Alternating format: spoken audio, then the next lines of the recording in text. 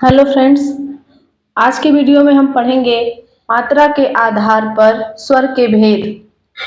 मात्रा स्वर के उच्चारण में लगने वाला समय को मात्रा कहते हैं। मात्रा के आधार पर स्वर के कितने भेद होते हैं? तो मात्रा के आधार पर स्वर 3 प्रकार के होते हैं। पहला ह्रस्व स्वर, दूसरा दीर्घ स्वर, तीसरा प्लुत स्वर। पहला है ह्रस्व स्वर। ह्रस्व का मतलब होता है छोटा, यानी कि जिसमें कम समय लगे, यानी कि एक मात्रा का समय लगे जिसमें, उसको हम कहेंगे ह्रस्व स्वर। वे स्वर जिनके उच्चारण में एक मात्रा का समय लगता है उसे ह्रस्व स्वर कहते हैं। यहाँ देखिए ह्रस्व स्वर की संख्या 4 है। अ, छोटी ई, छोटा ऊ, री। दूसरा है दीर्घ स्वर। जिन स्वरों के उच्चारण में 2 मात्रा का समय लगता है उन्हें दीर्घ स्वर कहते हैं। यहाँ देखिए दीर्घ स्वर की संख्या आ, बड़ी ई, बड़ा ऊ, बड़ी री, ए, ऐ, ओ, औ। इसे हम क्या कहेंगे? दीर्घ स्वर। और दीर्घ स्वर की संख्या कितनी है?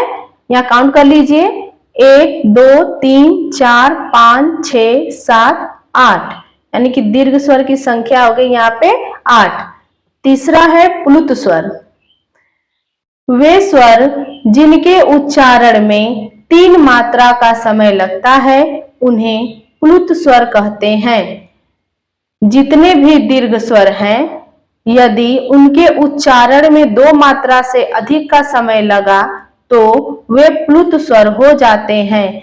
किसी भी प्लुत स्वर के पीछे 3 लगा होता है, जैसे ओम। हम ओम को तुरंत ओम ऐसे नहीं पढ़ेंगे, इसमें थोड़ा समय लेकर पढ़ेंगे। ओम। यहाँ देखिए हिंदी में प्लुत स्वर की संख्या दी गई है। आ प्लुत, बड़ी ई प्लुत, बड़ा ऊ प्लुत स्वर ये भी है। री प्लुत, ए प्लुत, ऐ प्लुत, ओ प्लुत, औ प्लुत। तो हिंदी में 8 प्लुत स्वर हैं।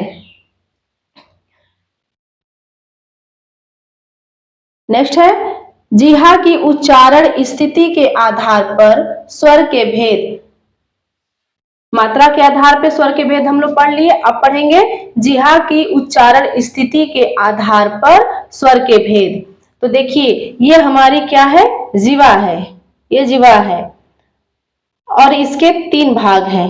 अग्र भाग, ये है मध्य भाग, ये है पश्च भाग। और जिह्वा की उच्चारण स्थिति के आधार पर स्वर 3 प्रकार के होते हैं। तो ये हो गया अग्र स्वर, मध्य स्वर और पश्च स्वर। पश्च स्वर में आएगा आ, छोटा ऊ, बड़ा ऊ, ओ, औ।